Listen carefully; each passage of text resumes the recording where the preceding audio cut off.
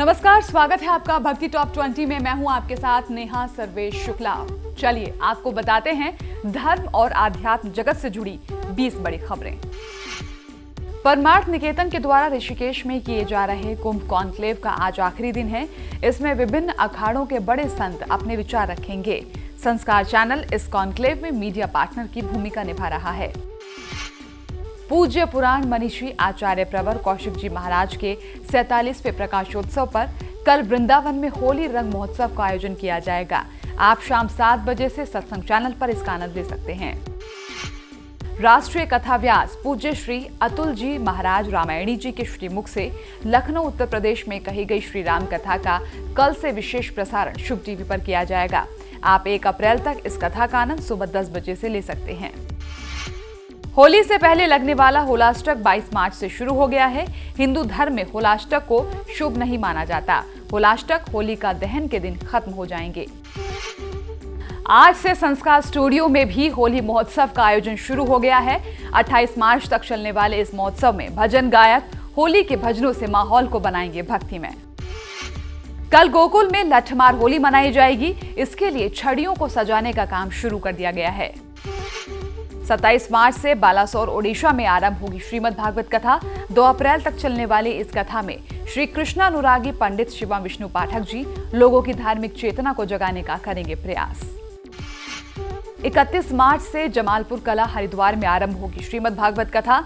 6 अप्रैल तक चलने वाली इस कथा में पूज्य रमाकांत व्यास जी महाराज लोगों में जगाएंगे भक्ति की अलग। 1 अप्रैल से वाराणसी में शुरू होगी श्री शिव महापुराण कथा। 9 अप्रैल तक चलने वाली इस कथा में पूज्य महंत राधेश्याम व्यास जी महाराज लोगों को भगवान शंकर की महिमा से कराएंगे अवगत। हेमकुंड साहिब में अभी लगभग 9 फीट और आस्था पथ पर 6 फीट बर्फ जमी हुई है। इस बार हेमकुंड साहिब के कपाट 10 मई को खुल रहे हैं, जबकि पिछले सालों तक कपाट 25 मई को खुलते थे।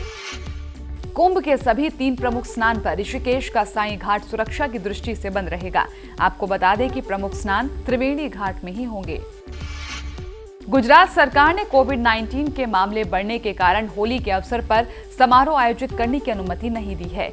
हालांकि सीमित संख्या में लोगों के साथ होलिका दहन की परंपरा का निर्वहन किया जाएगा।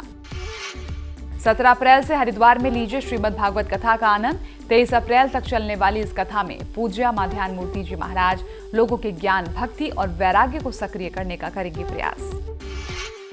उत्तर प्रदेश में स्थित नैमिषारण्य, चित्रकूट, विंध्याचल, शाकुंभरी देवी और शुक्र तीर्थ को पर्यटन स्थल के तौर पर विकसित किया जाएगा। उत्तर प्रदेश सरकार इसके लिए बजट उपलब्ध कराएगी। ओडिशा के जगन्नाथपुरी में निकाली जाने वाली प्रसिद्ध रथ यात्रा जुलाई में निकाली जाएगी, लेकिन उसकी तैयारियां अभी से शुरू कर दी गई हैं। परम पूज्य स्वामी रामदेव जी की संस्था पतंजलि आयुर्वेद लिमिटेड यमुना प्राधिकरण क्षेत्र उत्तर प्रदेश में जल्द ही मेगा फूड एवं हर्बल पार्क बनाएगा। इस पार्क का निर्माण अप्रैल महीने से शुरू हो जाएगा। मध्य प्रदेश में बढ़ते कोरोना संक्रमण के चलते एक बार फिर से सख्ती शुरू हो गई है। ज्योतिर्लिंग महाकाल मंदिर में संक्रमण रोकने के लिए कदम उठाए जा रहे हैं। दर्शनार्थियों को बिना मास्क मंदिर में प्रवेश नहीं दिया जा रहा है। कुंभ मेले के दौरान कोविड-19 के मामलों में वृद्धि होने की आशंका के मद्देनजर केंद्र सरकार ने उत्तराखंड सरकार को महामारी फैलने से रोकने के लिए कड़े कदम उठाने के निर्देश दिए हैं। हरिद्वार महाकुंभ और 4 धाम यात्रा के दौरान बिजली की आपूर्ति बाधित नहीं होगी। राज्य सरकार की ओर से ऊर्जा निगम को इसके आदेश दिए गए हैं। कोरोना के बढ़ते संक्रमण के कारण ज्योतिर्लिंग महाकाल मंदिर में दर्शन व्यवस्था में बदलाव किए गए हैं। इसके तहत दर्शनार्थियों को अब रात 8 बजे तक प्रवेश दिया जाएगा। रात 9 बजे से पहले सभी दर्शनार्थियों को मंदिर परिसर से बाहर आना होगा।